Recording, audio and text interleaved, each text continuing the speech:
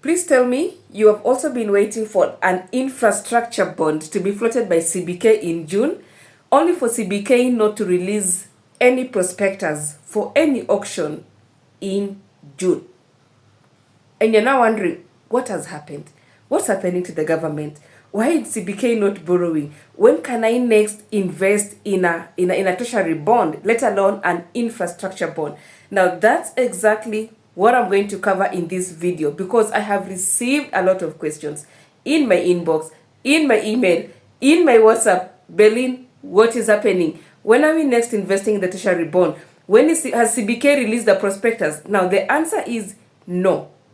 CBK has not released any prospectus for an auction or a treasury bond auction, be it an infrastructure bond or just the taxed papers for the month in June. However, CBK has been borrowing from the public through the short-term papers, that is the treasury bills, which is still auctioned every week anyway, and has been receiving oversubscriptions. But what about the bonds? Was there any plan to borrow in June? If it was, when was the auction initially supposed to happen? Why did it not happen? Does it mean that the government of Kenya have stopped domestic borrowings? Of course, like I've told you, the short-term borrowings are still happening. The treasury bills borrowings are still happening. So no, the government has not stopped domestic borrowings. As a matter of fact, it cannot stop domestic borrowings. Then what was the plan for June? I'll take you through that. Now, at the beginning of every financial year, the Treasury puts up a schedule of when it will borrow and how much it will borrow. Like any other business, yeah? When you're doing your cash flows, there's always a schedule of if you're going to have if there's going to be a shortage in financing, how that is going to finance, how that expense is going to finance, even at a personal level. How much am I expected to receive from my salaries? How much am I expecting to receive from my coupons? Am I expecting any dividends?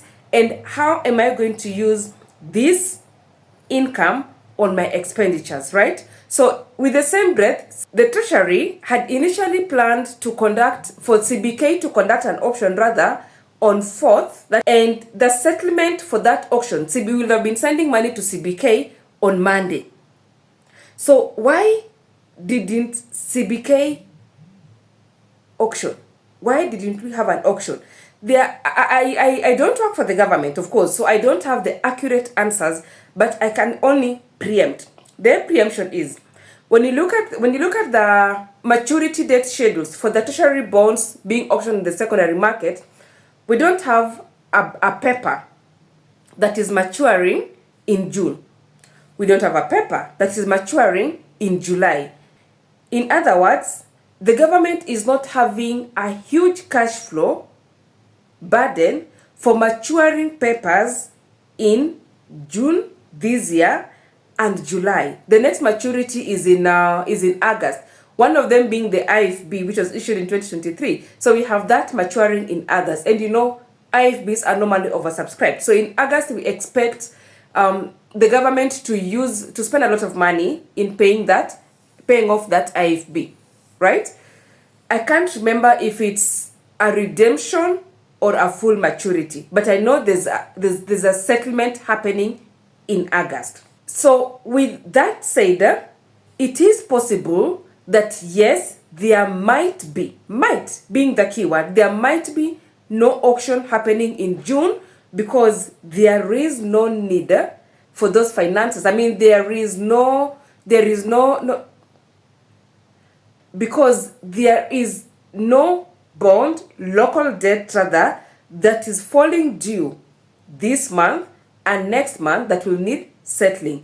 But what was in the initial plan? The initial plan was that CBK was to reopen existing papers which had a maturity date tenor of 2 to 5 years and would be borrowing between 40 to 60 billion from the public, right? That was the Treasury's initial plan. But the auction as scheduled has not happened. And that does not mean that it will not happen in June. CBK can still decide to issue a prospectus today or tomorrow for an auction that will still happen in June. Okay, but status quo, the plan has not happened. CBK can always vary it depending on needs, of course, without having to inform the Treasury, right? Another thing that has happened that we have seen this year is there's what we call repo and reverse repo. Liquidity. At the end of each day, each bank reports the amounts they are holding. Now, when at the end of each day, banks have a lot of money as cash balances, if at the end of these days, nyinyi watu wa biashara, you send in, you make a lot of deposits as opposed to the money that you withdraw from the bank, so that at the end of the day, the banks are closing the days with huge amounts. That is called over liquidity, excess liquidity. We have been having an excess liquidity. And when we have excess liquidity, what happens? CBK jumps in to wipe off the excess liquidity through a process that we call a repo. What's a repo? A repo is when CBK or the central bank of whichever country goes into the market to wipe off excess liquidity, right? Excess liquidity, like I've told you, is the money that is left over after the banks have closed the day for their business and they have met the minimum requirement ratios. Yeah. Now, anything above that is excess liquidity. So when there is excess liquidity, CBK will go in and take that money off the commercial banks and pay these commercial banks some interest. Okay. Now, from around January this year, from around 30th January this year, I have my laptop here. From around 30th January this year, we have seen CBK, there has been excess liquidity in the market, which means that CBK has been receiving money from banks. Sorry, I didn't get the data on how much they've been receiving daily, but there has been, CBK has been issuing repos. In other words, CBK has been receiving money. Throughout February, yes, CBK is the one who's been receiving money. And throughout March, that is the latest data that I have. CBK has been receiving money. I don't have the data for April and for May. I don't have the data. But prior to March, Feb, and January,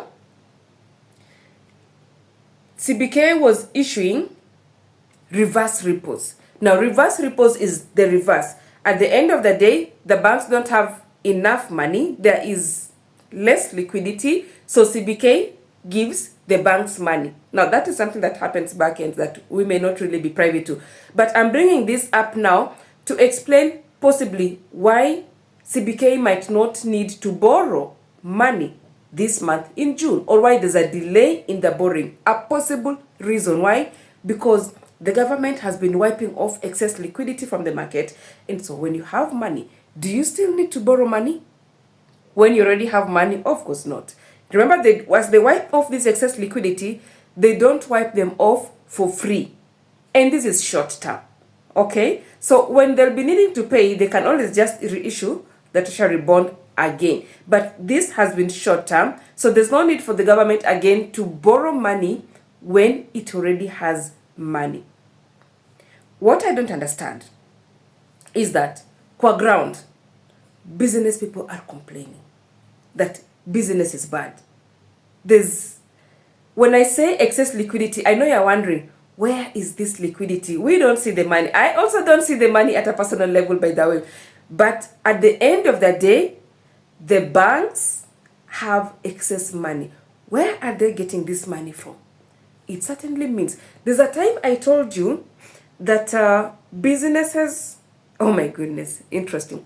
There's a time I told you that when interest rates are low, it means that we're expecting the economy to boom. I don't know if you remember that. I told you when interest rates come down, it's a good thing for the economy. Why? We expect businesses to boom because we can borrow. Loans have become cheaper for us. Is becoming cheaper for us. We can easily borrow. And when you can borrow, it means that you can restock. When you can borrow at a lower rate, it means that whatever amount you were initially using to pay the high interest has now been reduced. So when you took 7,000 shillings to the bank and 5,000 was used on interest, now it's only going to use maybe 3K or 4,000 shillings as opposed to the initial 5,000 shillings. So you'll then have the extra 3K to restock or to use. Okay? Or the extra 3K is going to remain as part of your balance in the bank, which then is what part of what forms the excess liquidity. So there's a way that these things are interconnected, and whatever explanation I've given is not the only reason why CBK will delay the issuance of a treasury bond. If you know of another reason, please share with me in the comment section. Why do you think that CBK did not perform the auction, which was scheduled to take part on 4th of April? My name is Berlin. Let's meet on the next video.